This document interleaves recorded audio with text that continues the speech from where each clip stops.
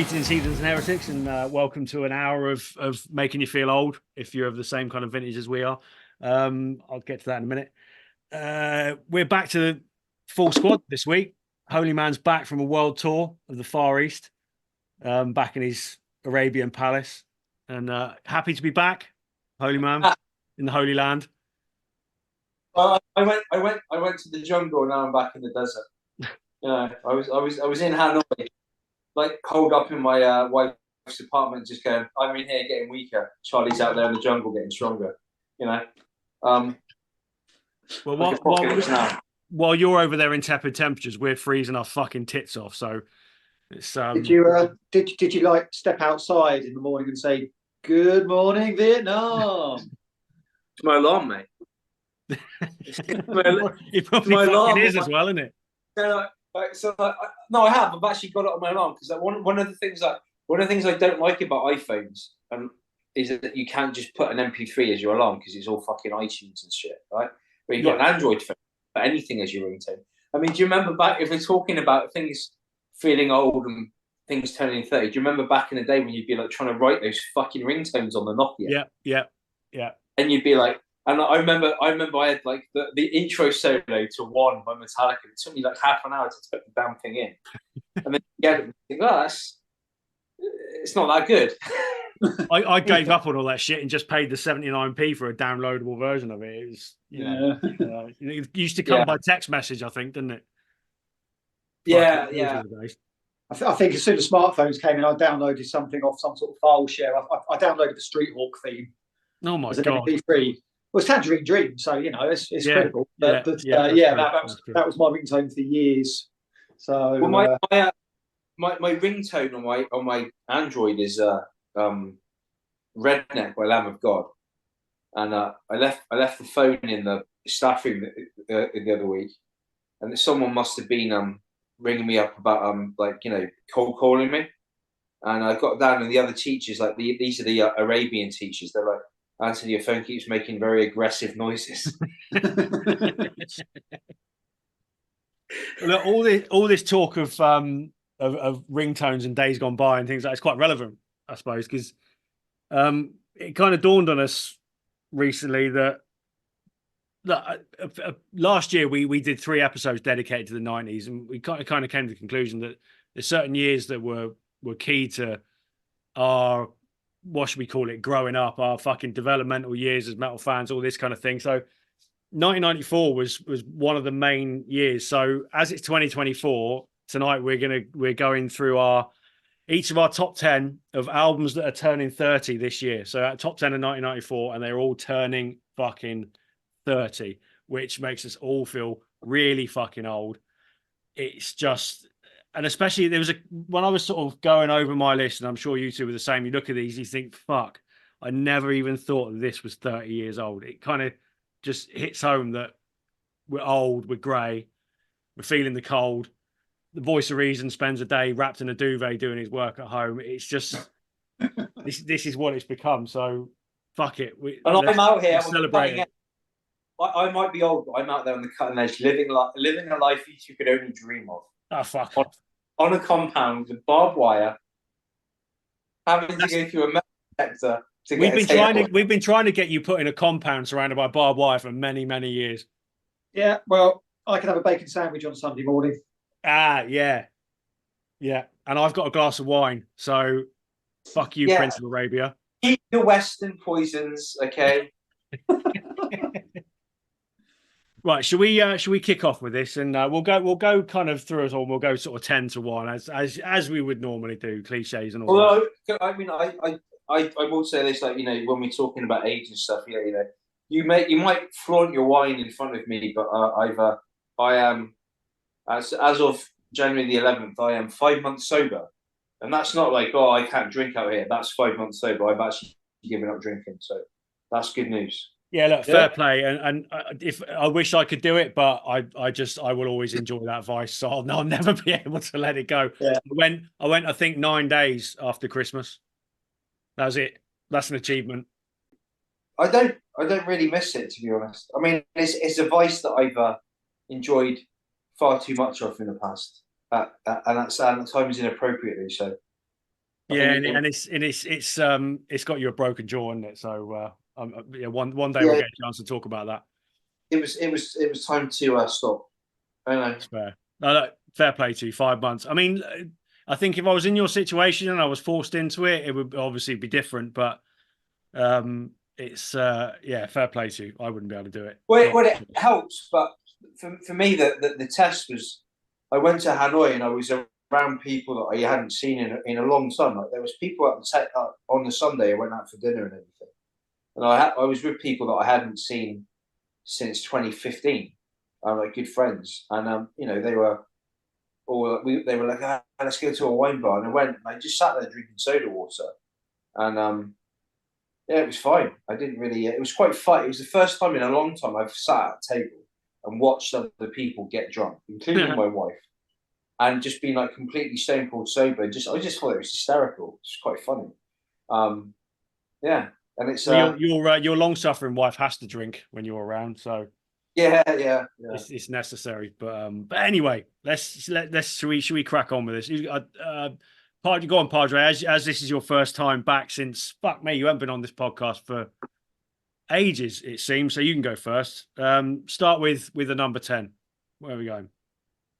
Okay, so I didn't actually, when I was going through these albums, I didn't actually know that this album was released in 1994, but I went and listened to it. And I thought, I've got to put it on. And this is more kind of like almost a retrospective,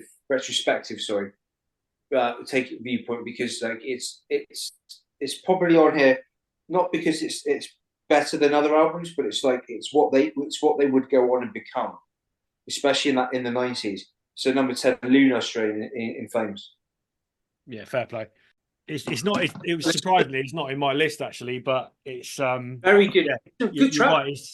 It's impact in it. What they like you're right. What they would have gone on to become, and how it all went wrong. But like, if you just look at the 90s in general, and in Flames, their output was prodigious. I mean, they were churning out good albums every 2 years. Yeah, massive.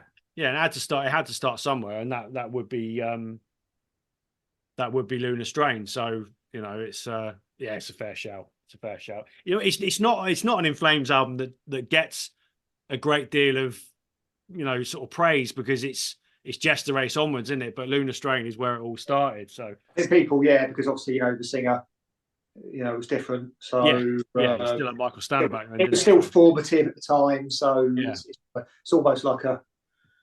Well, I mean, there's a lot of albums like that out there where the first album was almost like a demo kind of thing. People consider it, but it's it sounds rough around the edges, doesn't it? But you can hear the roots of what became sort of Swedish death metal as it was, and so that's a fair shout.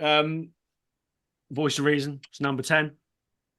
Yeah, I mean, I should say in advance, my list is a bit mainstream, I expect, because this is really the stuff that sort of impacted me at the time, and I think nothing has really nestled in ever since, kind of thing, despite it being a great year. But fuck it, if it means we cover all the good stuff, then so be it. My number 10, again, it's going to get a lot of praise, and that's Far Beyond Driven by Pantera.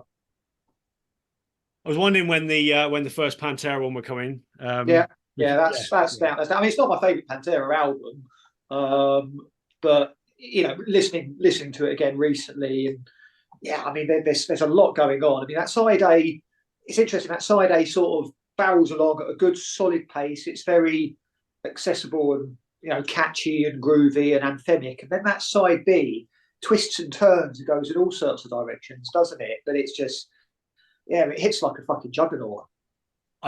For all the Pantera albums though, it's the one that I think the production was just right. It got you could really hear Dimebag's riffs coming through. You can hear the scrape on the strings, and it's just everything's just crisp. It was Terry Date, wasn't it? I think produced Far Beyond Driven. I believe so. I think so. That kind of makes sense. All his production was always very sort of hard edge, but that's probably my favorite Pantera album. So if it's not yours, which is, just out of interest? Vulgar Display. Right. Just give me one or the other in it. Yeah. Who's that?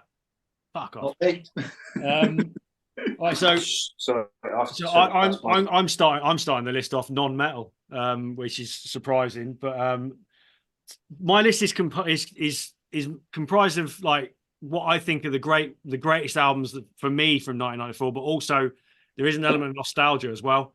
Yeah, it's not just about, for our age, it's not just about great albums. It's like memories and all that kind of stuff. So number 10 for me is Terrorvision, How to Make Friends and Influence People. Nice, yeah.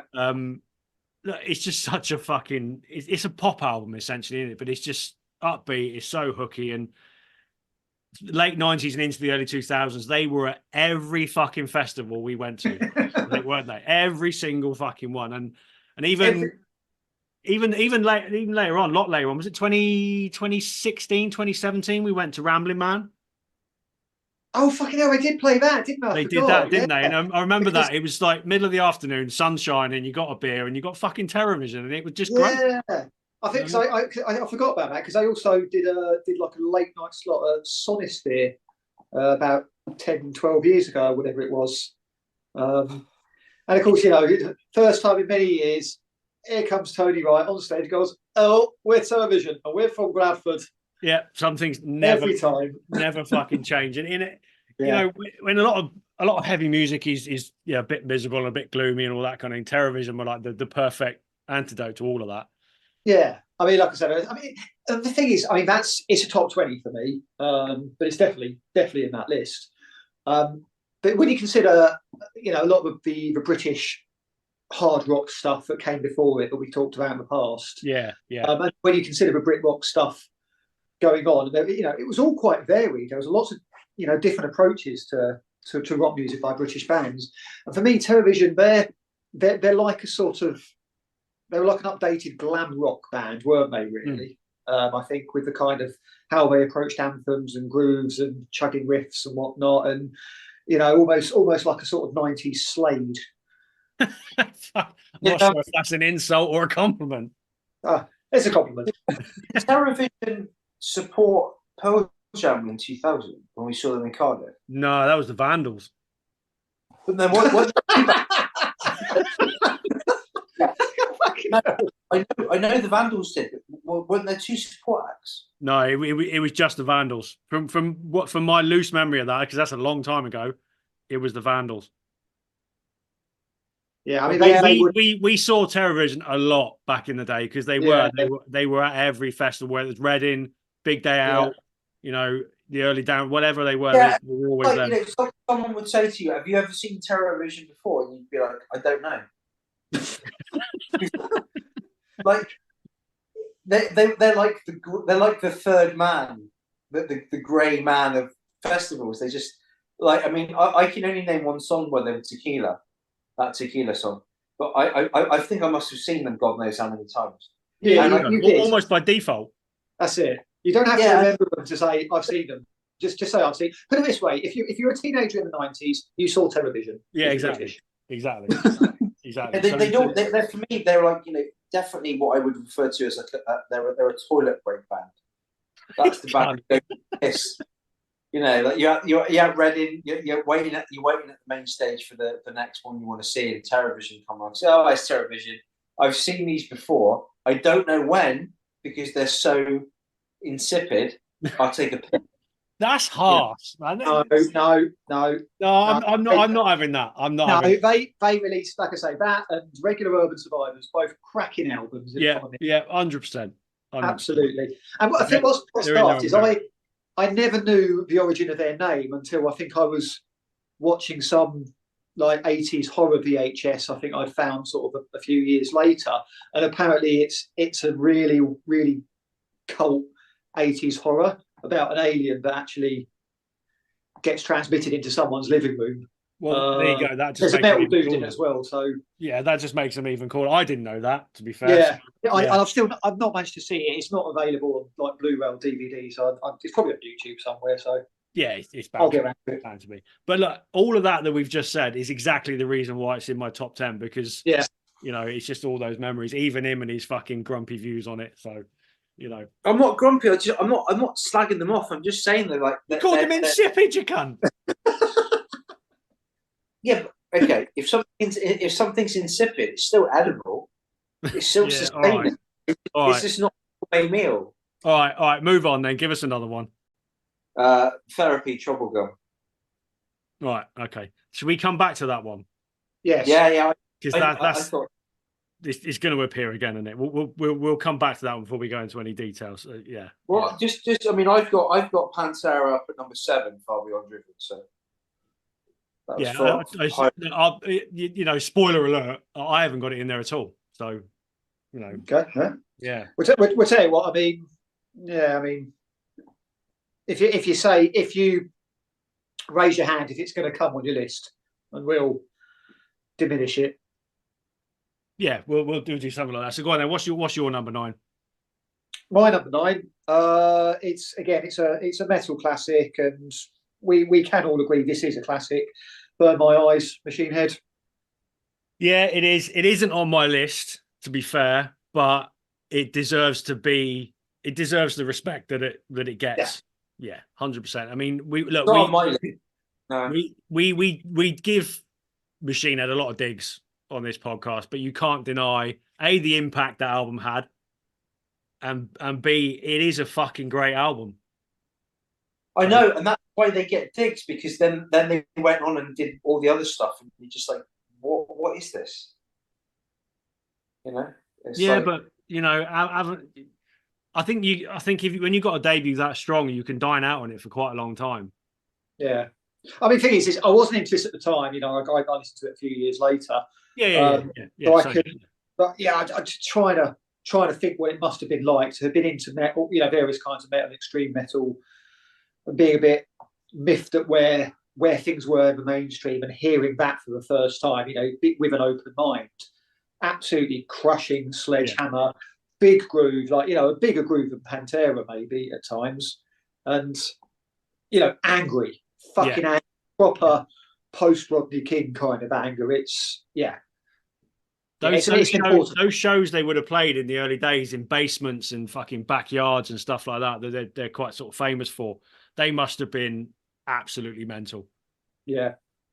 You know, absolutely. So it deserves it, to be fair. But Machine Head were never going to be on my list, just on principle. Well, there you go. They've had a shout. There you go. Yeah, no, they do belong there, but with all the amount I slag them off, it would probably be hypocritical to put them on any kind of list. So. I've got a separate list for Machine Head. Yeah, I bet you fucking have. And certain other people, you know, and that list will be discussed at some point in the next year. Right. I will. I'll await that with bated breath. Padre's list. Yeah. Right. So my number 9, a band that I wasn't into in the 90s because I wasn't into death metal, but I remember seeing video of single that dropped from this album in the early 2000s, which kind of got me interested in them. Obituary, World Demise. So the video was rotating on MTV a hell of a lot in, you know, when we had back in the days of MTV2, and you had like metal anthems and all that kind of shit. You know, the video for Don't Care maybe got me interested in Obituary. And as I've become more of a fan of Obituary over the years, and last year they released one of the albums of the year, this one is a classic. This is when they just went proper fucking sludgy and dirty and evil. And yeah, they were still a death metal band, but it all just got slower and groovier. And other than Dying of Everything this year, this will be their best album for me, and that's why it's in here. So yeah, great album. Sorry, take a swig of my wine. And you know what? I'll go straight into number 8 because this one I think will catch you out. This does take me back to the 90s, actually. It takes me back to college days. So are we talking 97, around about that? A band I discovered through someone else who was on my college course before. I think it was before I met Padre, actually. So it is a real long time ago. Censor, Stacked Up. Oh, yeah. Remember them? I've always had a soft spot for this album. Yeah, no, Age of Panic, absolute banger. Yeah, it's on this album. Yeah, which it was a bit of a breakthrough for them, and I think if they were American, they probably would have been huge. I mean, all the lyrics and everything are very British. It sounds very British and gritty. So if they were American, they probably would have sounded different. But It's when you listen to it now, it does sound dated. It sounds of its time. It hasn't Really? aged particularly Okay. well, but I will always love this album because it was one of those where, you know, it was that time of my music taste where things were starting to change. So it was something a bit different. And there's certain lyrics that have always stuck out. And one of them is your mum's in the kitchen selling rocks while your dad's in Wandsworth lying in a box. It doesn't get much more British than that. So savage. That's savage. yeah. It's always a great album. I mean, I haven't listened to it for a while actually. I mean, it didn't feature on my list just because it's you know, it's almost forgotten about. But I think when I heard it, it always struck me as being ahead of its time because it feels like, you know, if that had come out for the first time in the late 90s, British or American, I think it would have done much better. Yeah, I think you're right. You're right. It probably was too early. But because if it, like I say, no, I mean, I think that's the thing. I think if you think of a lot of the stuff in the 90s and even afterwards, I think it's probably a key album. It is, and it's got everything in there. It's got everything from metal and punk to hip hop to trip hop. It's got proper 90s dance in the mix. You know, it's all over the place. They're basically the missing link between Rage Against the Machine and Asian Dub Foundation. Do we need that missing link? Asian Dub Foundation, Jesus Christ.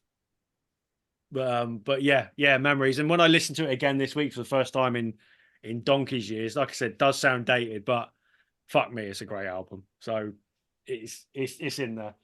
Voice of Reason, what's next? Okay, this is one of a couple of non-rock, non-guitar based albums, but they're both love them. Well, say one's mostly that. This is an album which I wasn't into at the time. I mean, I liked the songs, but I never got the album because money and keenness and whatnot. And it came a bit later.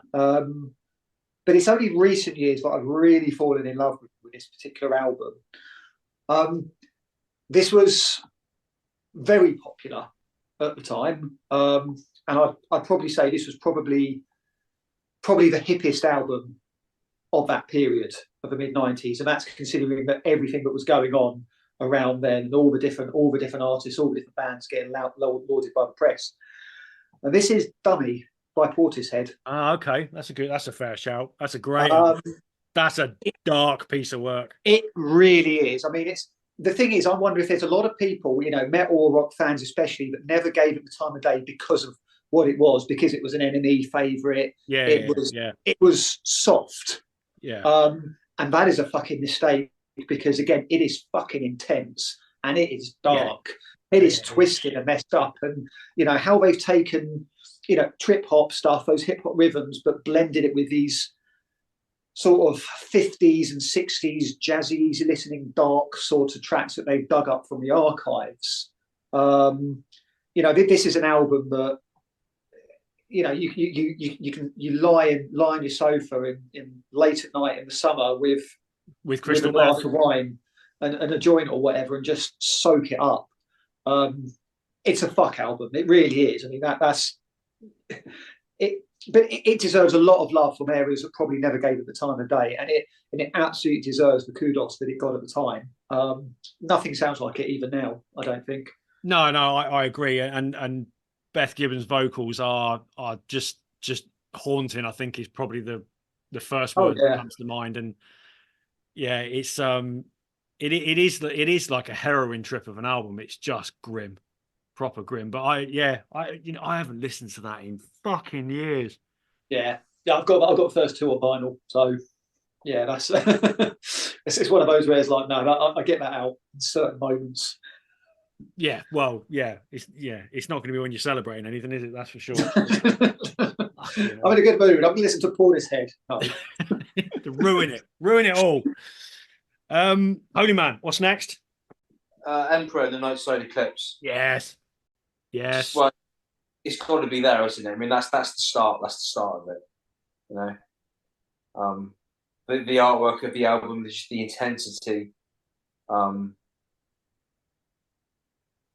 Beast of an album. Everything about it It's on my list as well. It's high up, but I'll drop that later on. But it's that bridge, because for me, Anthems to the Welcome at Dusk is the black metal masterpiece. That's like the benchmark for all black metal as far as I'm concerned. So you've got your early Emperor stuff, your Wrath of the Tyrant and all that lot, and Nightside just sits in the middle, doesn't it? It's that bridge from the old, almost unlistenable black metal to Anthems, and it's the perfect mix of the two. Yeah, composition. Yeah, definitely. Yeah. I was just, in the Nightside Eclipse, it's a great name for an album. It is. It is, and the artwork just suits everything. Everything about the whole package. Yeah, is like black metal perfection, isn't it? It must be on your list as well, and got to be. It's top 20. All right, okay. I thought I was kind of assumed it'd be top 10, but again, it's because I think it's one of those where I mean, is it my favourite? I don't know. I've always struggled with the favourite from Emperor because I think they're all almost equally as good as each other. Yeah, it is a tough call. I probably need to try and find one in years, but wasn't listening to it at the time, and it's a case of this list is very nostalgia me focused from that period. Yeah, so that's what you. Well, yeah, I mean, the first time, I think we've told this story before, but the first time I ever heard Emperor was through Padre, and it was like, what the fuck is this? Well, yeah. I think it was Wrath of the Tyrant, wasn't it? We are going back to that. Which is just rough around the edges. And to say the least. Also, it doesn't help when you're trying to play it through really crappy desktop speakers. Yeah. Yeah, on a Windows 95 PC. with a crappy like 16-bit sound card, and what was that? A Winamp. Yeah, that's what it was all on. Winamp, that was the far. Fuck me. See, this is the thing that the youth of today, they don't get it. They don't get it. Cassettes are now a hipster's accessory. Back then, it was just we had no choice. Vinyl, I get. Cassettes need to stay in the past. Yeah, I agree. And unless it's a cassette recording of Radio 5 Live, last day of the Premier League season, Blackburn winning the title. I've got it. It's on a TDK 90-minute tape, right? I remember because I didn't have Sky then. Well, I've never had Sky actually.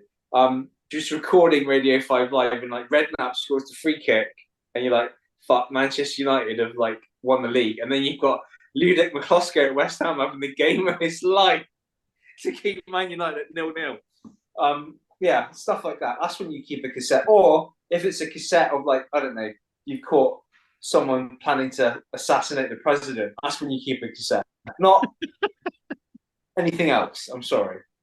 Unless if it's a really good mixtape. Let's not go there, because mixtapes would be something for a whole different episode. That is you and your fucking TDK 90 of nothing but solos. That's a different that special. That was. Do you have any idea how long especially when you're trying to record the middle riff of Angel of Death of Decade of Destruction, Decade of Aggression. And you've only got a version of it on vinyl, so you've got to kind of get the pin right on the top. There's an art to that. That took fucking ages. That was a labor of love. Yeah, that's exactly what it is, a labor of love. But yeah, let's get back on track before it gets out of hand. Number 7, Voice of Reason. What's next? Number 7. This is a band who, I mean, I've never loved this band, but I certainly really enjoyed like their earlier stuff or mid stuff or whatever. Haven't really kept up with them in the last few years because they kept kind of pumping out album after album, and I just gave up in the end. But this first album, it's a classic. Nothing else sounds like it at the time. Nothing else still sounds like it, I don't think. And it's difficult not to have a big smile when you're listening to it. And that's the Blue Album by Weezer. Yeah, so absolutely. That was almost in my top 10. That it was one of those that I was kind of like, toying with it. Yeah, it's a classic. Yeah, I mean, it's no doing that sort of grungy sound, but with, I suppose, what was old school emo at the time. Yeah, sort of 80s post-hardcore emo, whatever it might have been called at the time, and that alt rock, whimsical, whingy. But it worked. It very much worked. And I think considering, we'd had grunge, we'd had 3 years of being bloody miserable, and here comes this lot with these real delicate sort of old school pop harmonies being played with very grungy guitars. It was like a ray of sunshine. I think the first time you hear Buddy Holly, and it's just like, wow, what is this? So first time I heard Buddy Holly was on a Now That's What I Call Music compilation, number 20 something or something like that. Oh, yeah, it would have been 20, late 20s. Yeah, and it was like, this is just great. It was, and then saw the video as well. Yeah. So when that whole package comes together, and they're very important band. I love Weezer. I absolutely love them. They deserve a lot more respect than they get, I think, for their influence on music. And Rivers Cuomo's bonkers. So, He absolutely is. Yeah. I mean, there's always been talk about, there's a lot of different opinions about the follow-up, isn't it? Pinkerton, because obviously it pretty much killed their career for 5 years. That was I think that was a bit of a self-indulgent moment, wasn't it? It's what they wanted to do, but it was. And I think lyrically you listen to it and think, oh, it's a bit dodgy, but it's also very key to a lot of the emo stuff that happened in the noughties, wasn't it? It's a bit of a mixed bag, but I think this album. Yeah. But then the Green album after it is an absolute belter as well. So yeah. That's a great shout. Holy Man, what's next? Okay, so we mentioned Pantera before, so I won't go that with 7. Number 6, I've kind of nibbled around the edges of this album for years. So I went back and listened to it properly. Downward Spiral, 9 Inch Nails. That's one for him. Never been one for me. That. I've not really given 9 Inch Nails a lot of time over the years, and that's not because I've disliked them. I just, for some reason, they're like to some degree, like Radiohead. I'll listen to. There's a few Radiohead songs that I'll listen to, but overall, I can't listen to them. But I don't think they're bad at all. I've got nothing against them. I can see why other people rate them so highly, and I've kind of taken that stance of 9 Inch Nails for years that it's just not for me. But I put it on there because I did listen to it. And I thought that's actually quite good. Maybe because my tastes have changed or my ears changed over the years. But back in the day, no, I wouldn't have put this on there. But I think that is a seminal album. I absolutely echo what you're saying about 9 Inch Nails because I've never been a fan. I've recently got into Pretty Hate Machine because I'm discussing it with Ant, and I've got into that quite a bit. But Downward Spiral is a much more challenging listen. But 9 Inch Nails as a band are so fucking groundbreaking and were so ahead of their time. And Trent Reznor's a bit of a musical genius that album fully deserves everything. Do you know what I mean? I think as well when I say I've never really given them time, I think that is actually the problem. And when I say time, and it's not that doesn't mean like a lack of respect or like I've literally never given them the time where I've actually sat down and just pushed play and sat there and listened to it. You've got to do that with albums, and I think 9 Inch Nails are not a band that you're ever going to get a feel for with one song or one single. It's got to be an album. Because it's a complete package. It's a piece of art. And I think what did it was I actually watched I can't remember what it was called, but I think it was a documentary, and it was on the Downward Spiral, and Trent Reznor was talking about it. Was every single song they talked about, and I remember watching it thinking, I should go back and listen to that. And then the opportunity arose when we talked about this episode. So I mean, I think they deserve to be on any list for 1994, and they need to be in any conversation regarding the 90s. Yeah, 100%. Well, I think we'll hold off on Ant's opinion on that album. I think we'll come back to that. And in that same sentiment, my number 7 was Soundgarden, Super Unknown. So I think we'll be coming back to that as well. So I'll go straight into number 6. And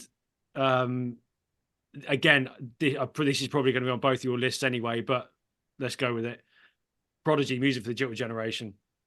That's my number 6 as well. Oh, there you go. So we're in that territory. I was, this is about the time I actually got into the Prodigy as well. So I was kind of one of the few albums on this list that was there at the time, getting into it at the time, and The Prodigy just blew my fucking mind. Absolutely blew my mind. As a 14-year-old, it was like, what the fuck is this? The video for Poison in particular. What the fuck was that all about? Yeah. I think that the best video, because it's absurd and it's hilarious and it's a bit creepy at the same time. It's Voodoo People. Voodoo People. It's brilliant. It's brilliant. It's brilliant. It's like Live and Let Die on crack. Yeah, I mean, the thing for me, with music for the jilted generation, it's the little touches. It's the intro with the typewriter. Yeah. So I decided to take my work back underground to stop it falling into the wrong hands. Like I think at one point I was trying to get that onto my voicemail as my message. Back when I was at university. And then like Their Law is just fantastic. It's my all-time favorite Prodigy song, that Their Law. Yeah, and then you got that double header near the end of the album, Poison, and then again the intro to Poison when you've got the cat meowing and he's like, Liam, someone on the phone for you. Fuck's sake, man! I'm trying to get this fucking in there. Yeah, and then you've just got that bass drops, and then straight into the No Good Start the Dance, which again has got a really weird video because Keith Flint ends up in some form of gas chamber. And what is it with Prodigy videos where Keith Flint gets killed in every single one of them? Yeah, something happens to him. Voodoo People, he gets murdered and put inside a suitcase. Put in a suitcase and launched off a cliff.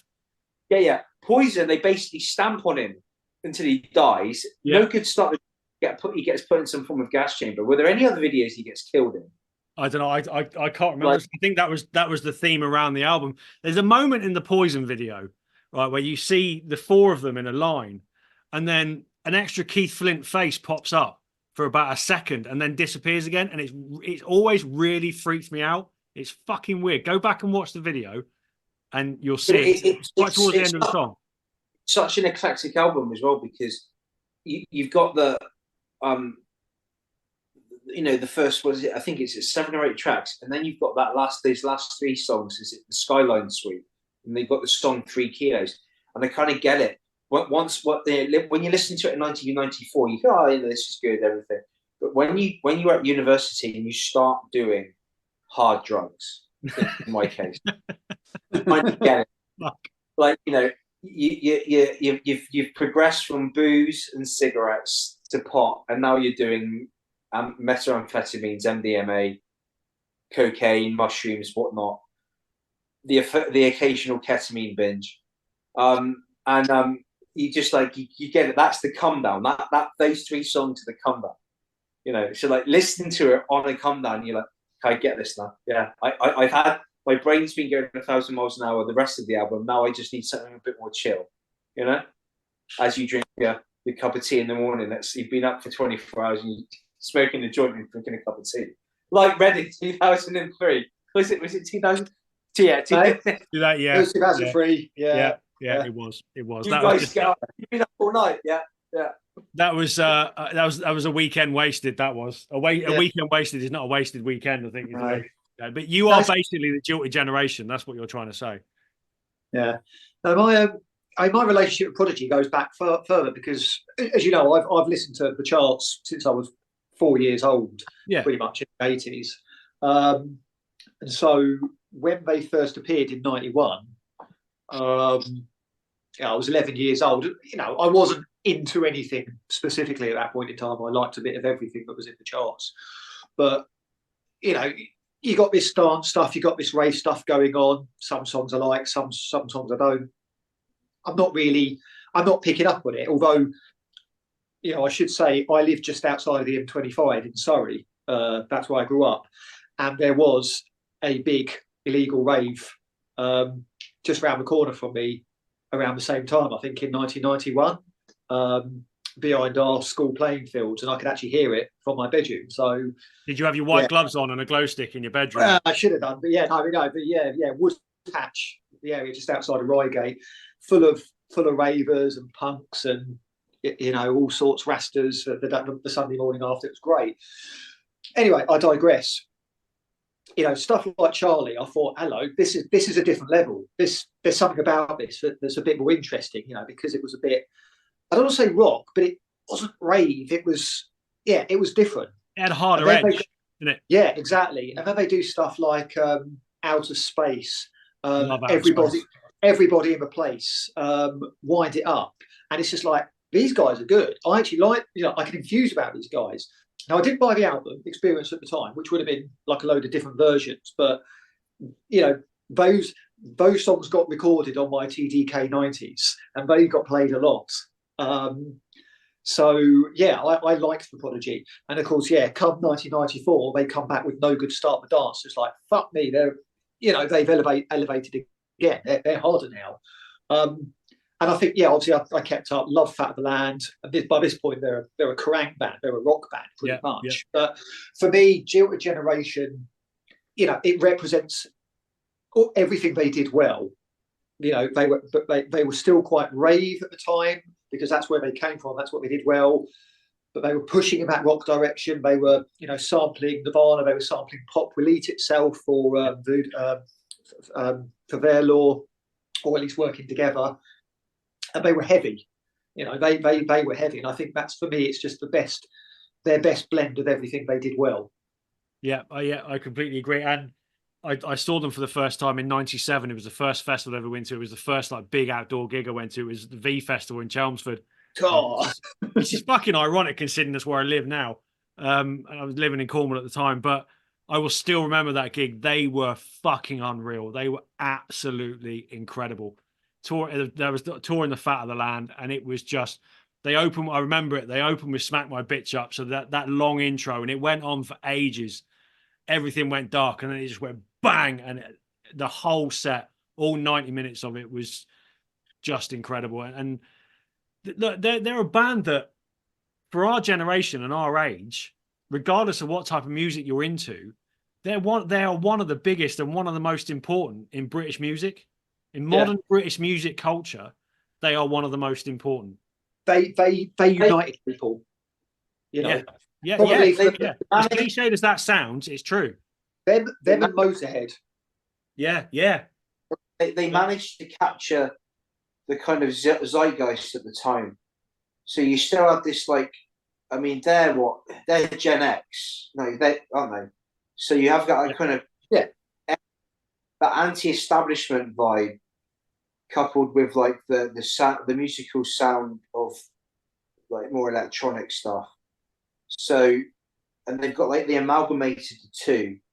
So they had punk elements to them, not in terms of style, but in terms of connotation, and especially I remember you open the book, the inlay of Generation. You've got the artwork, and it's the kid cutting the bridge, and he's flipping the bird to all the authorities on the other side of the ravine.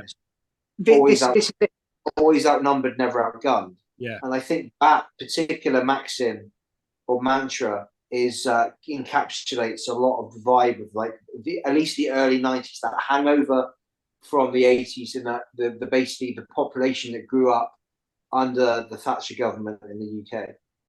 Well, it's worth mentioning this actually, and it's a bit political, but that illustration in the album, where on one side you've got the countryside, you've got the ravers, you've got the festival and all the happy people, and a guy next to a bridge over a ravine about to cut it. On the other side is the dirty, polluted city, all the coppers about to storm the place. And it's 1994 was the year of the Criminal Justice and Public Order Act, which had been brewing for a while in response to all of the raves happening across the board for years that were always getting busted up, and eventually led to the Super Club, because they had to kind of legalise it in a way and keep it under control, and they didn't want people taking up space in the countryside and waking all the neighbours up.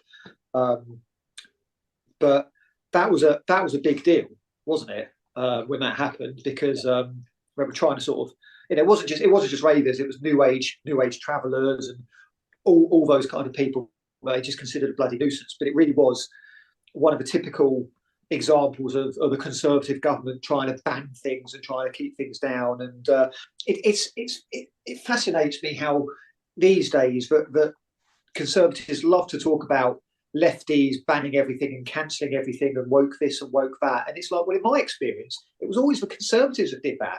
You go back to the 80s, you go back to video nasties and putting all of that done, trying to ban heavy metal, trying to ban this, trying to ban rave in the 90s. It's, it's always confused me, that sort of thing. But yeah, that was a big part of what they did.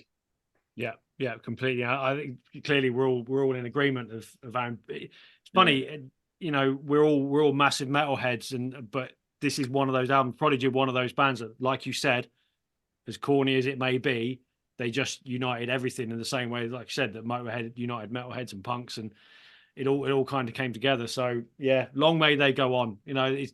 It was properly sad when Keith Flint went, because I don't think anybody saw that coming. Well, no one would have seen that coming. I don't think anybody even close to him probably wouldn't have seen it coming.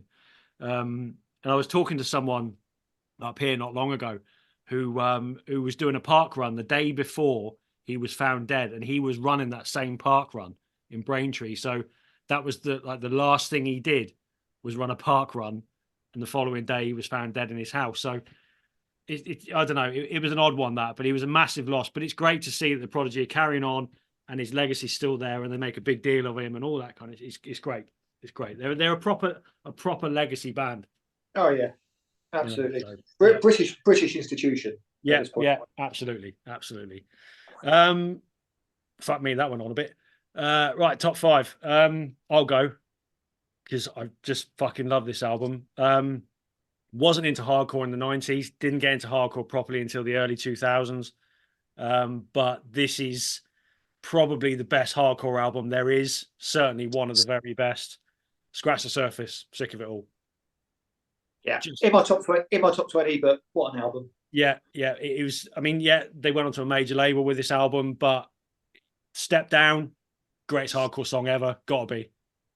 It's just such a hook, but the whole album, so in your face, so anthemic, proper fist in the air, middle finger, fucking does the full works. And it gave them the opportunity to cross boundaries as well. They came from the hardcore scene, and all of a sudden they're playing with bands like Sepultura and bands like Slayer, and the whole world opened up for them. And they're still going strong now and still doing it well. So absolute classic album.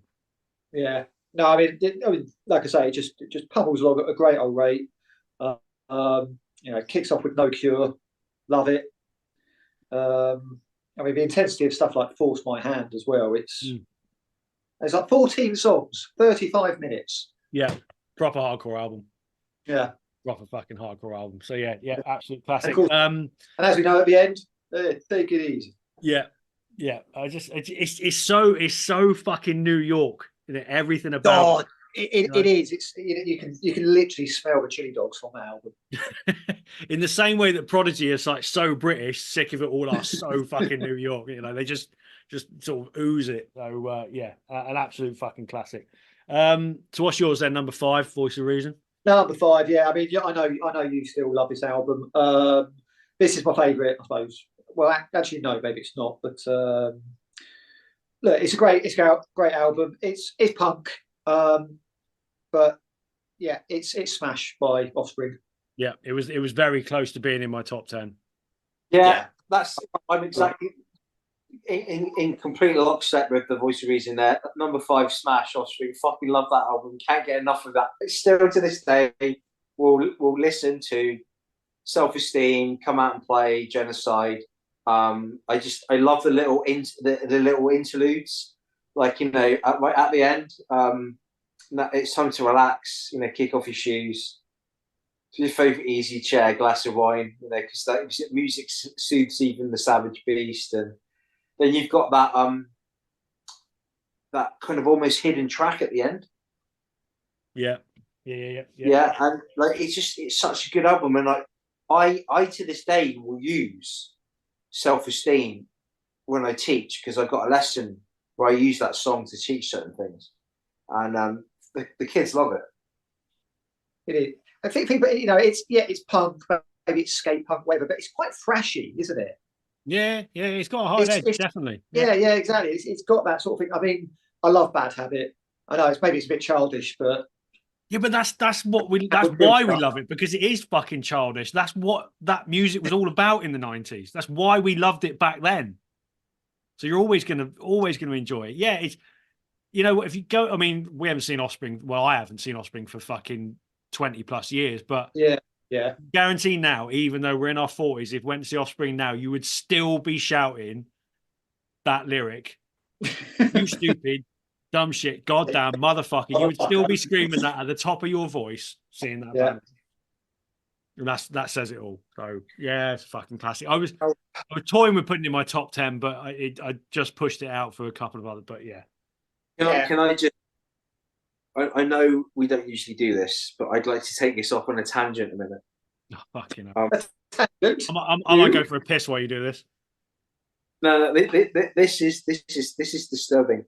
So, you know, I've just got a message off a friend of the podcast, Mr. Robert Lang of Music Radar and Total Guitar Magazine. He sent me something on WhatsApp. The message on WhatsApp was, it was bound to happen at some point. He sent me a picture of Kanye West wearing a Burzum t-shirt.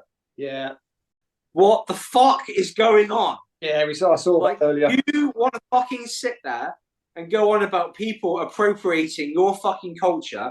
Keep your greasy fucking mitts off metal. You know, like, and also, mate, the fuck, Count Grish. Look, I'm sorry. Look, there it is. It's the Count Grishnag t-shirt with Burzum written on it. That's it there. Look, yeah. What a cunt. Look at, just fuck off. You know. What a cunt. He's Kanye West. He's not right. He's just with first class bell end. Look, is that it? Are you done with that? Because we don't want to give too much time to a cunt like that. I mean, I'd laugh my ass off if he calls his next kid Count. We'll be fucking Count West. Anyway, move on. Who wants to give me a number 4? Right, I'll do a number 4. Yeah, so again, this will probably divide opinion here, but I love this album. This is a band who I probably remembered quite differently for most of their career because of what came afterwards. But also, I think some people still only remember the first couple of albums when they were a bit more, hard rock. This is a great album, but again, this is a very dark, very fucked up album, which I think a lot of people would, I don't want to say enjoy, but very much appreciate if they actually gave it a chance. And that is The Holy Bible by the Manic Street Preachers. Oh, hello, Manky Street Sweepers. Yeah, I thought you'd say that. I'm not a massive fan, but to be fair, that's not a bad album. It's messed up. I mean, that's, wherever he is now, Richie Edwards, obviously, he disappeared afterwards, and they changed tack, didn't they, the other lads? But yeah, the stuff of that album, it's lyrically, it is dark. I think that was like their performance of Faster on Top of the Pops got record number complaints apparently because James Dean Bradfield was wearing the balaclava, and it all looked a little bit IRA, didn't it? But yeah, it's a trip. This album, it's messed up, and it's so different to what came before. With sort of punky hard rock Guns N' Roses sort of anthems and whatnot, and to this very sort of lo-fi punk. It's not goth by any means. It's just dark. It's miserable. It is miserable though. Yeah. I swear to God, I went to university in Cardiff in the 90s, and I bumped into Richie Edwards quite a few times. He didn't disappear. But I wouldn't be surprised if you did. Like there was that 3 or 4 month period in the first year in Horsey Residence when we first arrived, where you had there was the cycle path up the River Taliban and onto the rugby fields, and there was the Taliban flasher. There was someone up there flashing at all the female jogglers, and I reckon it was him. I had a theory it was him at the time. But yeah, no, he didn't disappear. He's there. He's mostly working at Greg's or something. Yeah, or Yeah. insurance or something like that. It's something. Yeah. I didn't expect. That's a band I didn't expect to appear on this episode. Pretty sure that's the first mention that we've ever had of Manky Street Sweepers on this podcast. I must have mentioned at some point. Can we make sure it's the last one, please? Yeah, all right. Yeah, we won't go down the. Can we veto them? Yeah, we won't go. I don't think we'll go down that route. We No. won't quite go that, but let's keep it to a minimum. But that is that. To be fair, that's if I was going to pick a Manky Street Sweepers album, it would be that one. So yeah, I'll give you that. Holy Man, what's next? Number 4, I think. Yeah. Unplugged Nirvana. All right, I'll give you that. To be fair, it's good. It's not as good as Alice in Chains Unplugged or Pearl Jam Unplugged, to be fair, but it's enjoyable. I love the MTV Unplugged sessions. The Alice in Chains one is special. But yeah, it is. That's and it's also heartbreaking because that's his last concert. Yep. Grim. But again, MTV Unplugged is one of his last ones as well. Yeah. Like we're talking about 94. That's the year Cobain died. Yeah. It is good to be. I mean, I haven't listened to it for many years, but it is a good one. I like the cover versions that are in there, and it's done very well. Oh yeah, there's gonna be a lot in April, isn't there? 30th anniversary and whatnot. It's gonna be a lot of stuff. Yes, don't know about that. Yeah, without a doubt. I mean that whole Seattle scene. There's a lot of casualties there. Over the years. Yeah. I mean, like more so, and it's a bit more tragic because, like, okay, so for example, let's say you kind of compare the Seattle scene to like the thrash metal scene in the 80s. Like, Paul Bailoff died, Cliff Burton died, but like Cliff died because it was an accident. Paul Bailoff died of, remind me, what did he die of? Cancer. It was cancer. I think it was a tumor. Yeah, brain tumor. I think. Yeah. And maybe that wasn't helped by the kind of hard drinking, extreme pace of the music, but most of those guys in from that Seattle, they committed suicide or they basically they OD'd, and it's just something tragic about that. Yeah. Whether or not you could say it was grunge is an actual thing, or you could just say it was like the Seattle at the time, the planets aligned and it produced 5 or 6 bands that were just phenomenal. Because that's all it needs to be. A scene doesn't need to have 50 bands; it just needs to have 4 or 5 good. Yeah, especially when they're that good. Yeah, but this is the thing: is we know Seattle was ignored by so many touring bands, throughout the 80s. In rock, so they made their own scene. They had to. It wasn't grunge wasn't a genre. Grunge was a movement of Seattle bands of sort of metal, sort of punk, sort of psychedelic, doing their own thing in their own way in a very miserable climate with a lot of heroin around, and they all hung out with each other and coalesced, and that's why it was so strong in a very short space of time. It just worked. Yeah, it's mad when you think about what that city has produced album wise. It's incredible. So. But also, look what else it's produced: Boeing, Microsoft, and Starbucks. It's just like there's something in the water up there. Oh fucking hell! Yeah, right. Enough of that.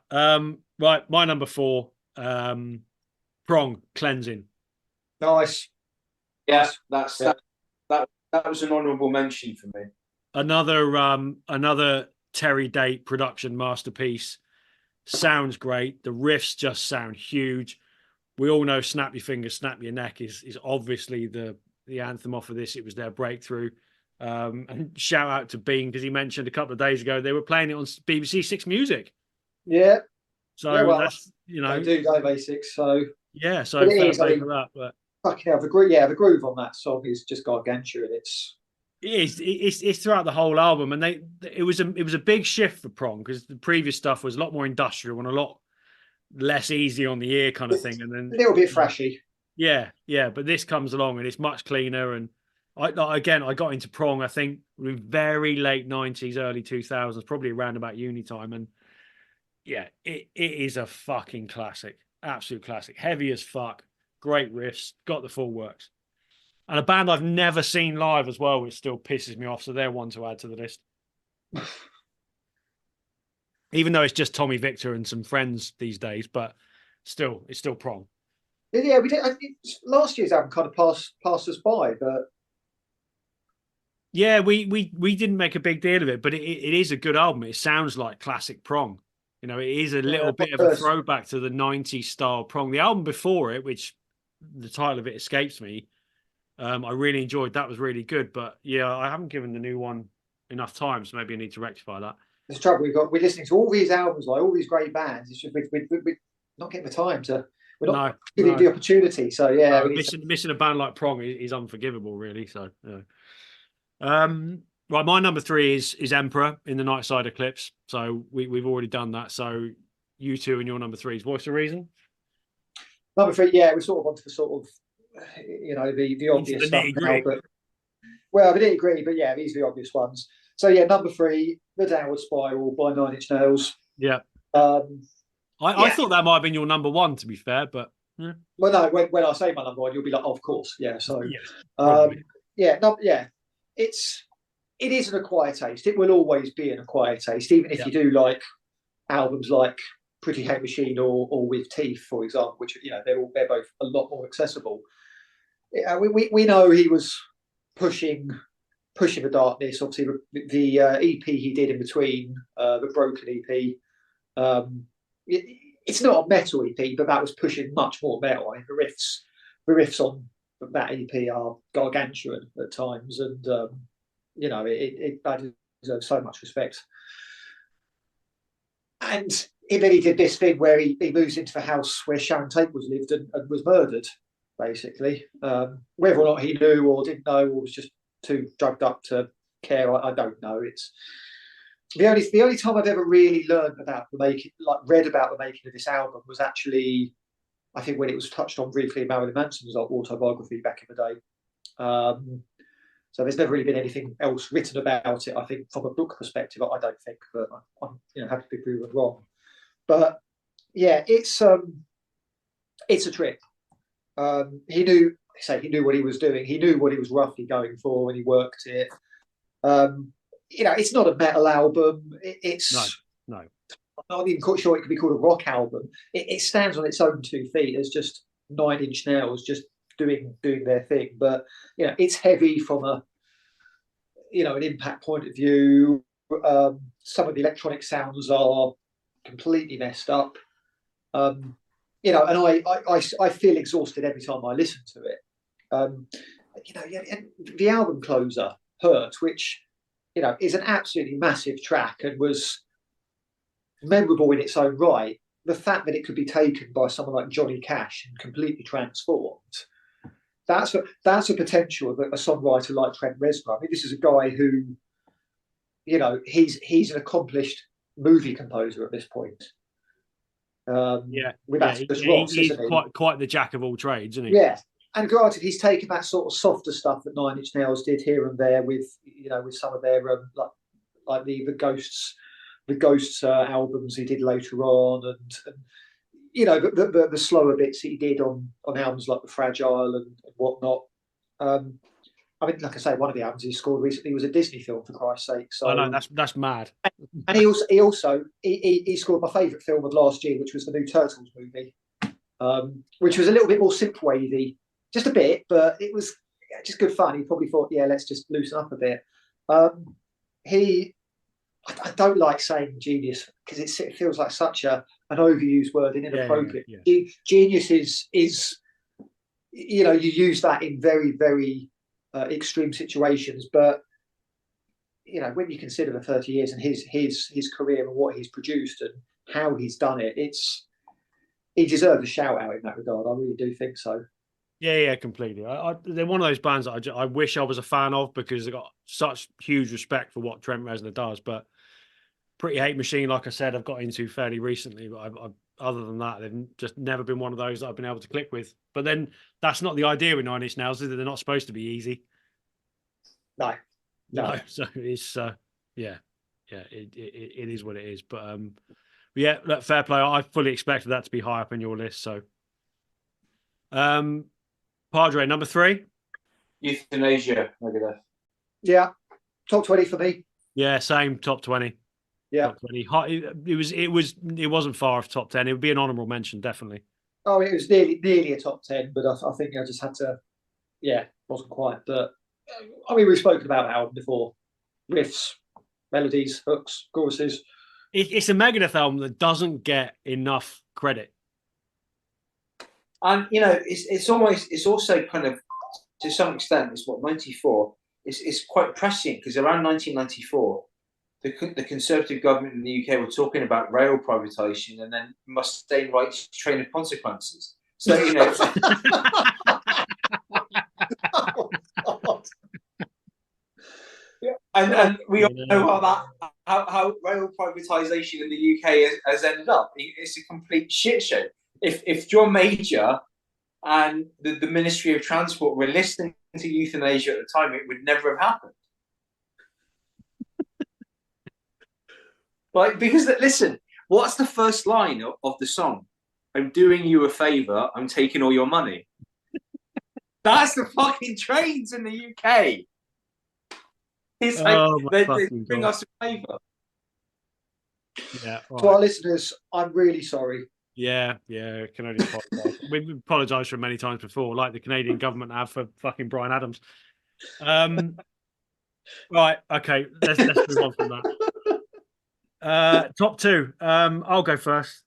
My number 2, one of my all-time favourite bands, and this is probably just about pips it as my favourite album from this band, Corrosion Conformity, Deliverance. Nice. Yeah, me exactly the same. Yeah. I'm sorry, any album that's got the song Albatross on. Yeah.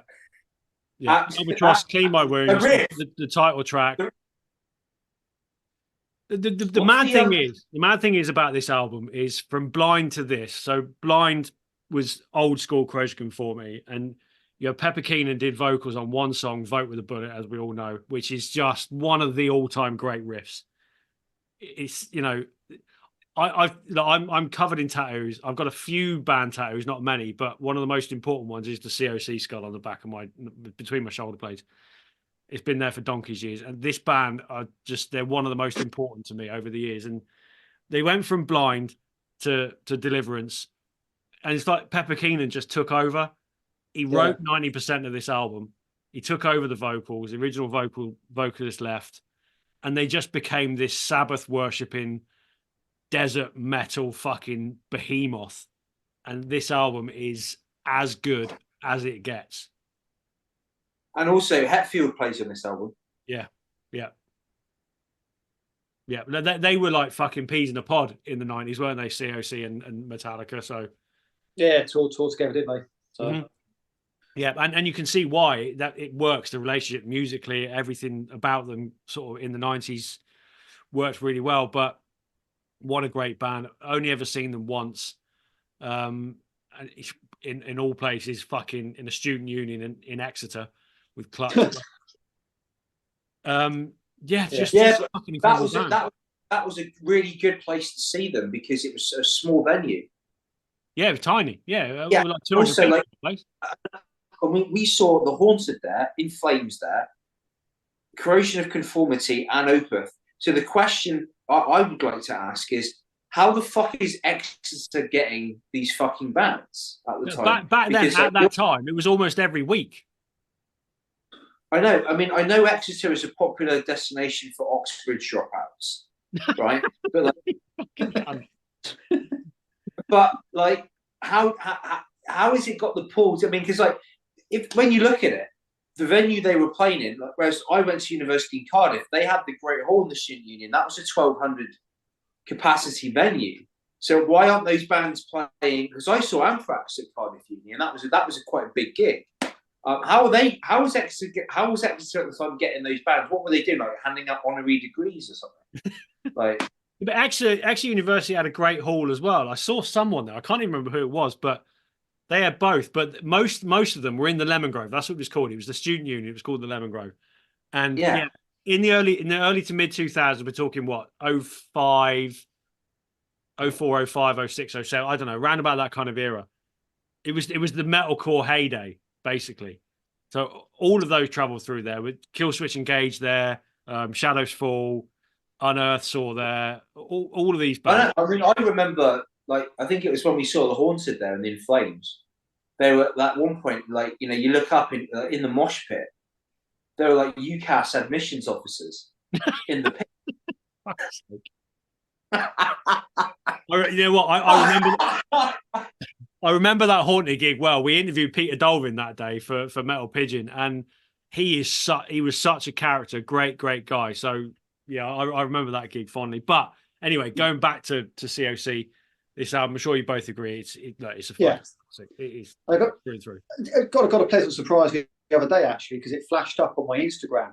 On a story by Lottie, who was a British Bake Off contestant about 4 or 5 years ago. Yeah, apparently she likes her metal, but she rarely talks about it. I never see her talk about it on social media at all, which is a shame. But yeah, seeing that flash up, and she was like, "Fuck, you know, clean my wounds." Yeah, that's the song. Yeah, it is. It's all about the riff. So, yeah, right. So, you two in your top two, Voice of Reason. What we got? Number 2, Trouble Gum, Therapy. That makes me. I was sitting here thinking, what's going to be your number 1 and number 2? Which way round is it going to be? And now I know which way it's going to be. So, can we? Let's. All right, well, Trouble Gum's my number 1. So let's just talk about Trouble Gum and how important that album is and how important that band are. Yeah.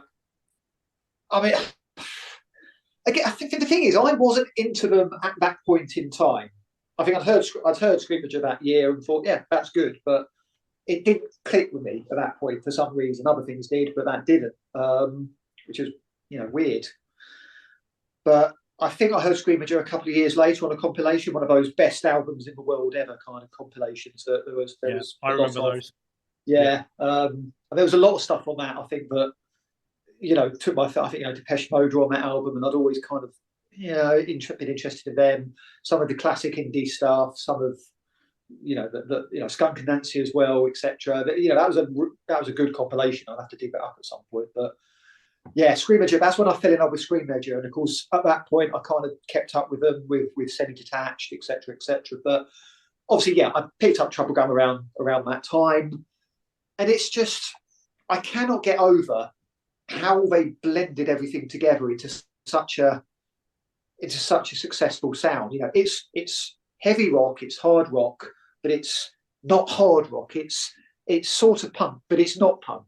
But it's a bit metal, but it's not metal either, even with some solos dotted about. Yeah. And, you know, big choruses, catchy choruses, but not like bouncy, sort of Green Day-ish, punky. Just, I can never describe them other than they're a fucking heavy rock band, but they're so much more than that. Yeah.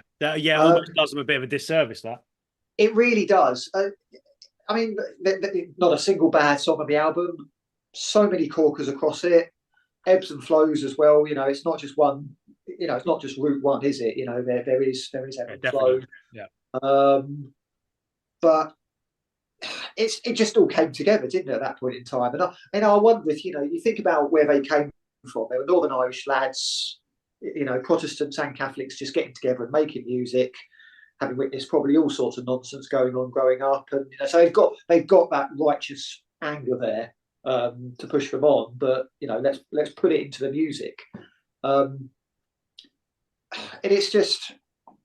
it's a shame they never became bigger. But I think, like I said, there was so much going on in the 90s and afterwards that the cycle was just, you know, right, who's next kind of thing. And there was, like I say, there was a good video on YouTube or on a series I like about them. And there's so many people on the comments saying, "Oh yeah, I remember that band. They were so great. What happened to them?" It's like they're still doing it because they've always been great and they've always managed to keep a fan base, as we know.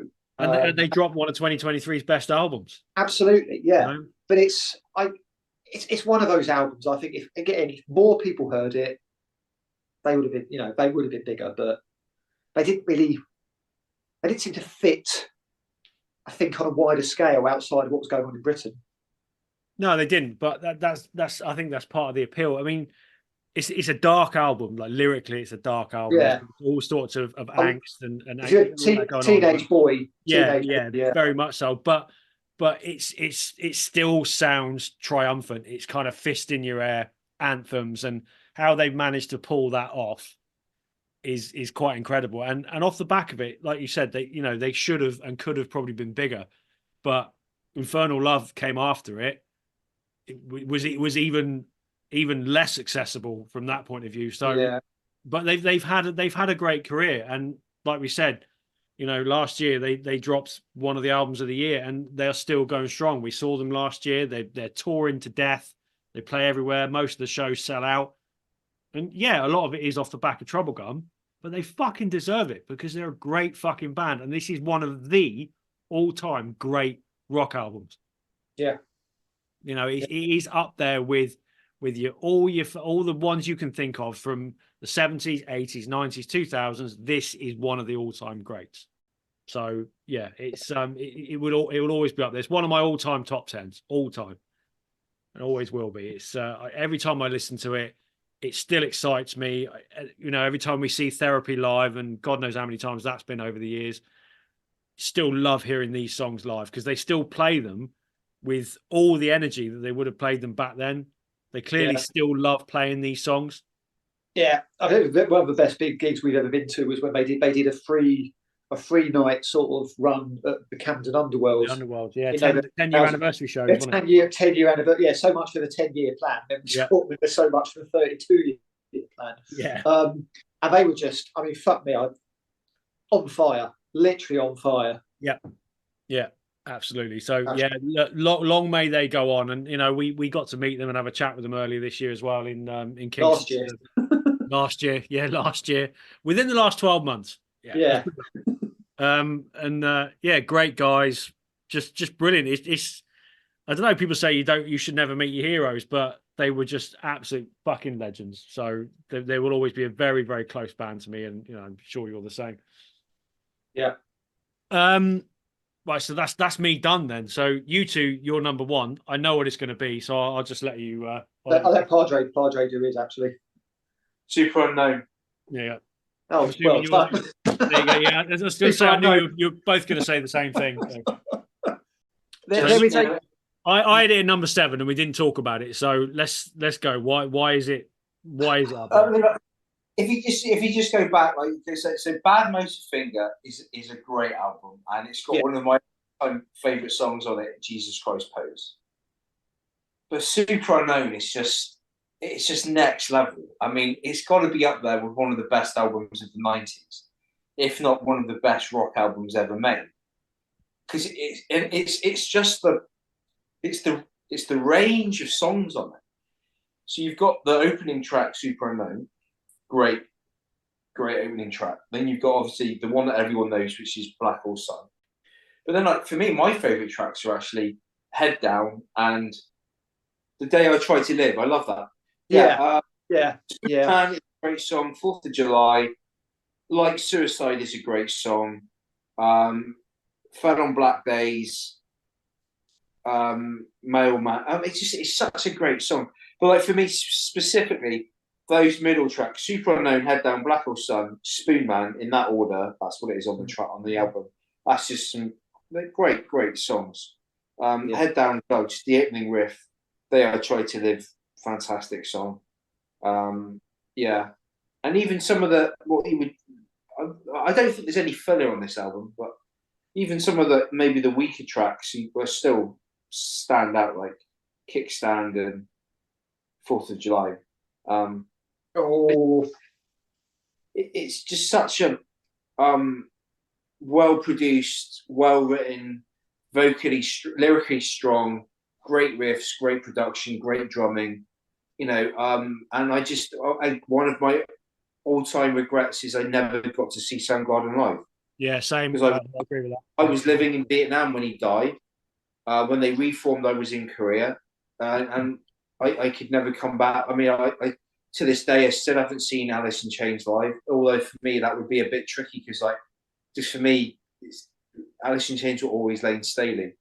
So yeah, it's just again those I've seen Pearl Jam, and that's that out of those Seattle bands, that's the only band I've seen live. And ironically, my least favourite of that scene. I was always more inclined towards Soundgarden and Alice in Chains, and the Nirvana I set aside because Nirvana were one of the first bands I listened to. Period. So that's a different thing for me too as well.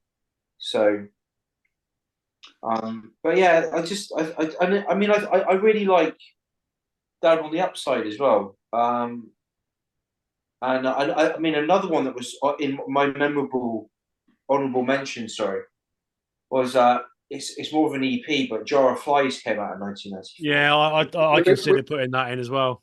We're going to talk about that in a bit, I think, won't we? Yeah, I think we want to talk about. Mention that. Yeah. I mean, I should preface this by saying this is actually my favourite album of all time. Full stop. All right, get off the fence. and funny enough, those top three from this year for me are in my all-time top 10. So that says it all about this year. Yeah. It's just such a strong year and iconic for my regards. But it's an interesting one because obviously this year I didn't grab onto them straight away, but when it came out, I absolutely loved Black Hole Sun because nothing else. I've never heard anything else like that before. Not even old classic rock, weird stuff, from my dad's collection that dotted about. Just, absolutely mesmerising. Saw that video and what the fuck is this all about? We'd seen a lot of weird stuff from rock in those previous years. But yeah, didn't grab onto them at the time, but really liked that song. And then obviously a couple of years later, they brought up Down on the Upside, and I just dived in. I thought, I liked Black Hole Sun, and I'm actually earning Paperboy money now, and I love that album. And I think, I had money to spend. Well, enough money anyway for that stuff. And that album deserves a lot more love. I think it's got respect from the fans and whatnot, but yeah, it's a better album than I think people give it credit for. Because it's not bad Motorfinger and it's not Super Unknown, but there's some good stuff on it. Anyway, I digress. After that, getting into metal shortly afterwards, picked up the albums and it all fit in. But the thing about when it comes to metal, I like the heavy stuff, but I like the melody stuff, but I like it fast. That's why I like thrash. That's why I like classic heavy metal. I like the energy and the oomph of metal. That's what it's always pulled me in. I'm not a doom metal fan. I'm very, very choosy when it comes to doomier stuff, slower stuff, sludgy, heavy stuff. I really like Black Sabbath, but I've never really got into it like I have Iron Maiden or Metallica. It's just how it is. But there was always something about Soundgarden and how they appropriated that kind of stuff that they just took it to a different level. And if you think about a song like 4th of July, that is a crushingly heavy song, like enveloping heavy. I always think of that when I think of heavy, quite frankly. And it's not like a typical doom metal song, but it's how they use those riffs. I mean, Kim Taeyong's riffs are just, fuck knows where he gets them from. I don't know. He's obviously he's not like Caucasian American. He's got his own sort of heritage, and I think he pulls that into it quite distinctively. But you marry that up with all these other sounds and melodies. It's very quirky. High bass, low guitar, high bass, etc. There's especially on Fell on Black Days where they've got this disparity. Yeah, it blows my mind every time I hear it, and it's not a fast album. It's not a super catchy album, but there's something about it that it's just utterly magnificent and transcends everything else that I like, and that's why it's up there for me. Well, they obviously did something right, from a commercial point of view, because it was their breakthrough. They were massive off the back of this album. Yeah, Black Hole Sun had Grammy nominations. They were huge. They were huge. I mean, I'm the same. Black Hole Sun was the first thing. It was 97. Funny enough, it was the same weekend that I saw the Prodigy in Chelmsford. Was the first time I heard Soundgarden. Okay. And yes, and it was the videos on MTV at my sister's house in Hornchurch, and it was the video. It was like the video's all fucking psychedelic and all over the place, and it was like shit. And she had the album on CD, so I listened to it more, and didn't have the same appreciation for it then that I maybe do now. But just talk about Cornell's vocals for a minute. Just spine tingling stuff on this album. On Bad Motorfinger, that's like a Black Sabbath album. That it's a pure metal album. This is different. This is just completely different, and his voice properly soars for it as well. I remember the first time I heard The Room 1,000 Years Wide on Bad Motorfinger, and just the guitar tone in that, and his lyrics, they're so brooding and menacing. I just fucking love that band. I can't get enough of Soundgarden. They're such a fantastic band. It's such a shame that he took his own life. Yeah, it is. I never got to see them either. It's like there's not much. There's just with some people like that. There's not much you can do. As someone who's had his fair share of mental health issues in the last 9 months, I don't know what anyone could have done to have pulled him out of that place he was in. And that level of creativity sometimes comes at a price. And unfortunately, the price is often people take their own lives, or they do a slow suicide like Lane Staley did, and it's through addiction. And there's just something about that entire scene where there was almost an inevitability for that. Like when you hear it, when I flicked on Facebook in the morning and I heard Chris Cornell had committed suicide, and someone messaged me straight away, and I was just like, you're sad and you're shocked, but at the same time you're not surprised. Yeah. But it's a tragic loss. And it is a tragic loss, but all these bands and music, without wanting to sound cliche, the music does live on and will always have it. So it's the legacy will always be there, and that's the positive spin you can put. What I would add at the end as well is forget. Okay, if you put the Soundgarden and the Power Slave stuff to one side, and just look at the James Bond theme he wrote. Yeah. That is a Bond theme. That's a proper James Bond theme. It's got all the drama and it's got the strings and all of that. It is a proper yeah. That's the thing. I think is he, most of his solo stuff was quite restrained and laid back. Quirky, but he's heavier stuff. He done that or elsewhere, but yeah, I mean that was a big rock track, wasn't it? And it worked. Yeah, it was. Yeah. But I was lucky enough to see them in 2013. Me and our mate John made a point of seeing them in Hyde Park on the King Animal tour.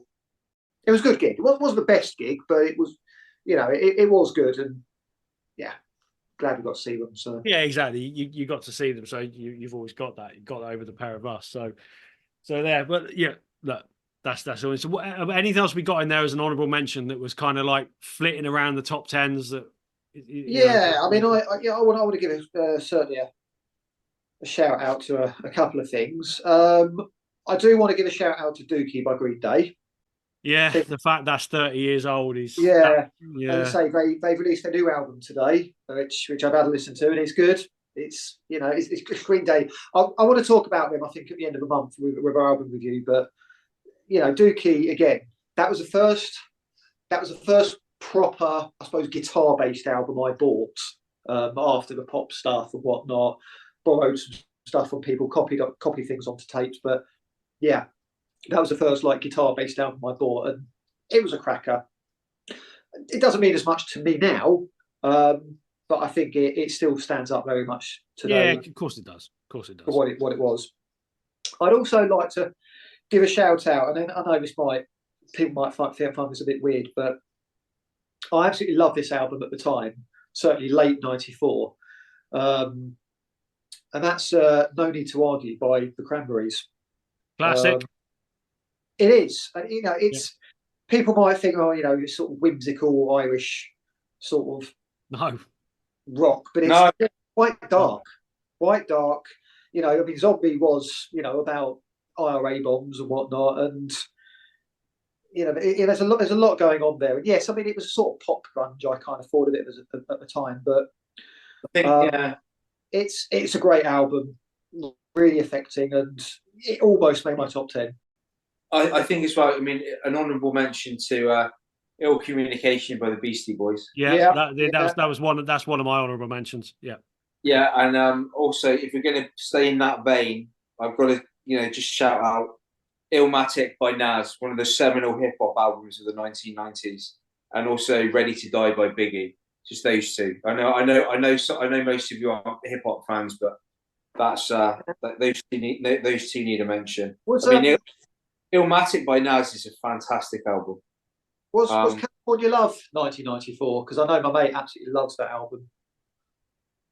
It was 93 or 94, wasn't it? Yeah. Oh, sorry, the other one. Again, completely not metal. Not necessarily a big fan, but if you're talking about 1994 seminal moments, like albums that had a big difference, "Park Life" by Blur.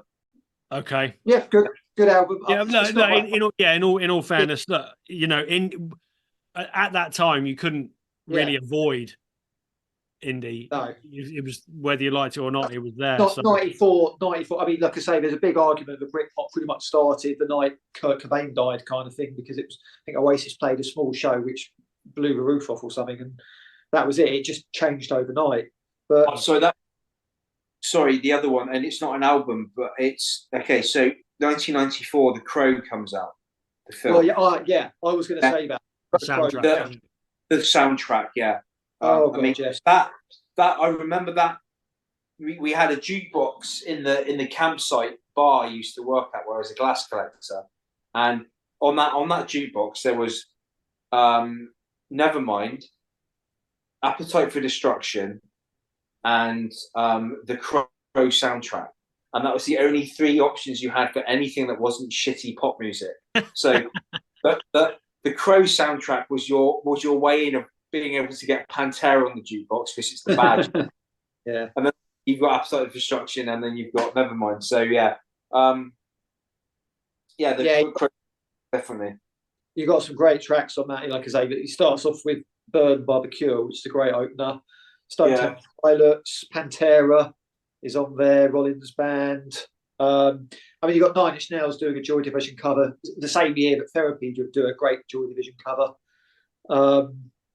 That's a great album. I mean, that was. We haven't mentioned it. And was it? I don't know if it was any of in your top 20s, and I almost put it in the top 10, even though I'm not a big fan. But because I just thought it needed to be mentioned.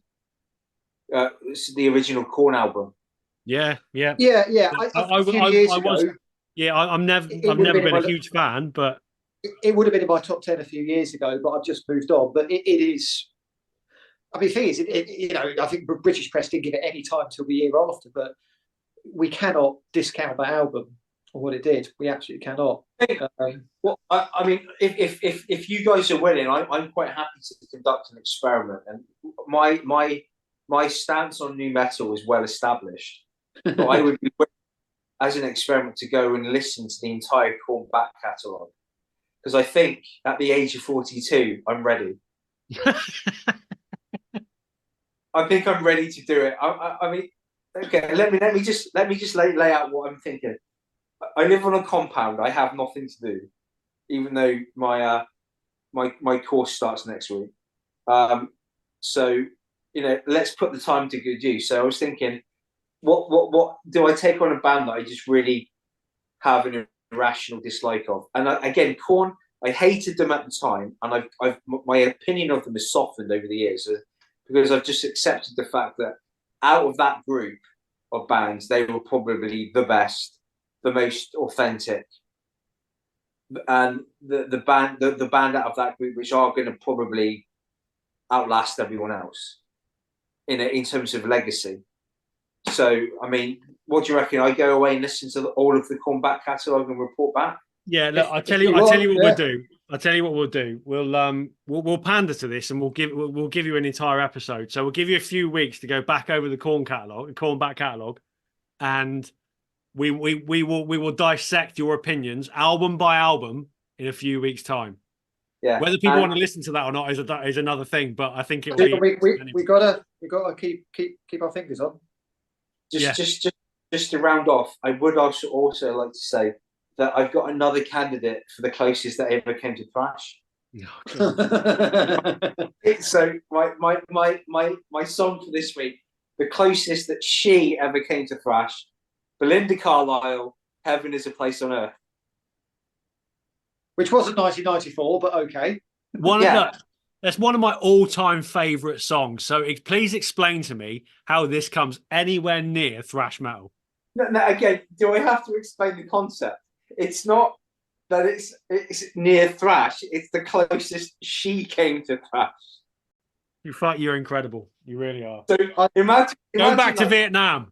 Imagine that again. Listen, let me just run through this rationale. Actually, you know what? Yeah. No, I'm going to disagree with that. She was the lead singer of the Go-Go's, who were a new wave punk band. A lot closer to thrash. That was a lot. Thank you very much. No, because no one's ever heard of the Go-Go's. Oh, fuck off. Right? No one cares about the Go-Go's. "Heaven Is a Place on Earth" is an anthem, and there's a vibe to it where it's got that kind of raw power that you would find in thrash. Maybe not speed, but raw power. You know? So, like, imagine 10 is thrash, right? That's Whiplash, that's Killing Is My Business, that's Bonded by Blood by Exodus, and 0 is the Spice Girls, right? She's like on a 1, but she's still near. She's nearer to it. She's 9 away from thrash. Okay, that's so how it works. Your argument is that Belinda Carlisle's "Heaven Is a Place on Earth" is closer to thrash than the Spice Girls. Yes, that is your argument. No, it's not an argument. This is a scale that I've devised. It's quantifiable. Like, considering you're 5 months sober, you sound pissed. Yeah. Listen, and I've tried to explain this to you before, and I'll do it again. "Smooth Criminal" by Michael Jackson is 4 or 5, yeah? "Phantom of the Opera" by Maiden is like 8, right? And I'm just trying to find other songs now that I can use as, fuel for this fire. No, I'm putting this fire out. I've had enough of this nonsense. Yeah, thrash metal. No, back to 1994. People have switched off and gone to something else now. So, Right. It's just a handful more I want to mention. Yeah, I think for what it is still a great album. I don't listen to it much, but it is good, and that is definitely Maybe by Oasis. Okay, yeah, have that. Move on. That was a great one. Grace by Jeff Buckley. Okay. Difficult listen. Again, it's acoustic and indie and haunting, but it's very good for what it is. I need to give a shout out to Monster by REM. I know they went a bit grunge on that album, but there's some absolute bangers on that album. So yeah, it deserves more love, but I think people dismissed it because it wasn't automatic for the people. Did he ever find out from Kenneth what the frequency is? Because just kept asking the question. And... Funny enough, I did work with a bloke called Kenneth at one point, and I did ask him, but he didn't know. Okay. So I hope he got sacked. Yeah. Well, no comment.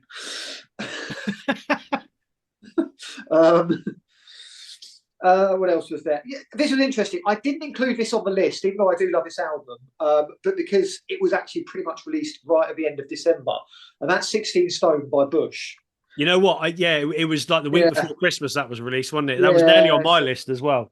But it's a 1995 album, pretty much, for those reasons. It's an album of a few great songs, and then there is some filler on it. Maybe. I think it's better than that, personally. No, that's why it didn't make the list for me. Yeah, but yeah, I mean, to end, I think we got to mention Jar of Flies by Alice in Chains, because we were talking about this earlier, weren't we? Yeah, we were. So it looks like there's possibly something happening with it for its 30th anniversary. Maybe just a bit of a hint on social media. Because I fucking love that EP or mini album or what it is. So yeah, it is. It's great. So hopefully there's a nice little vinyl reissue with a nice little package and maybe a little book or something like that. I'd be all over that. It'll be nice.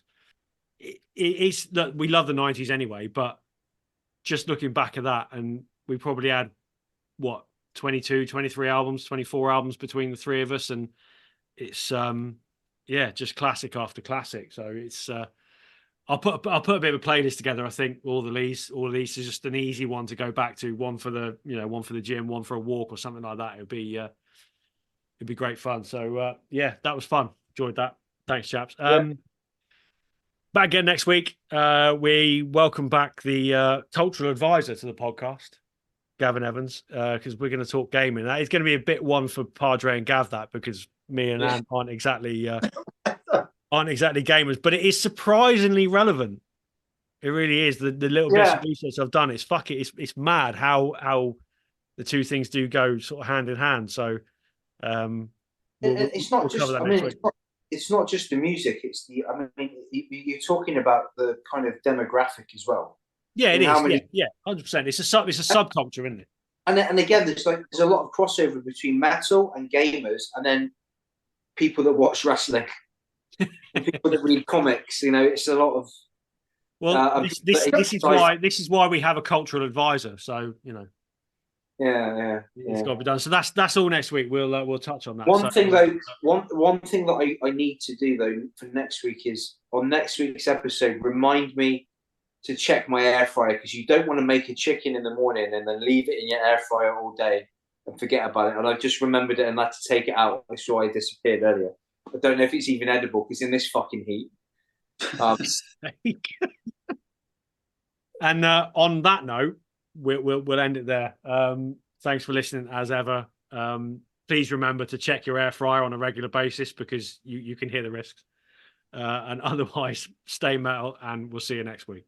I live in an air fryer.